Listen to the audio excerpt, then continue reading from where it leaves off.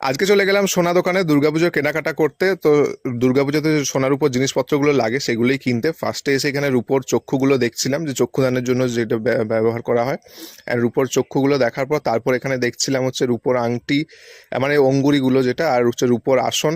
তারপর দেখলাম হচ্ছে রূপোর বাটি, যেটা মধুপক্ষের বাটি হিসেবেও বলা হয়। এটাতে মধুই রাখা হয়, এছাড়া না হলে কি ব্যবহার করা হয় সেটা আমি ঠিক বলতে পারবো না। আর এই হচ্ছে রূপোর অঙ্গুরিগুলো।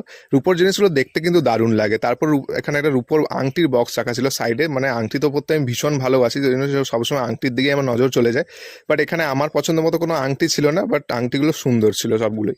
তারপর এখানে বসে বসে আমার একটা ব্রেসলেটের দিকে নজর গেল। ব্রেসলেটটা আমি বের করেই ছাড়লাম, ব্রেসলেটটা এতটাই সুন্দর লাগছিল। এটা হচ্ছে সোনার প্লেট করা ব্রেসলেট।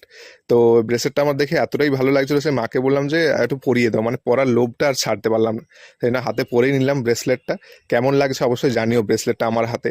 তো এখানে মা বলছিল যে আমার সামনেই বার্থডে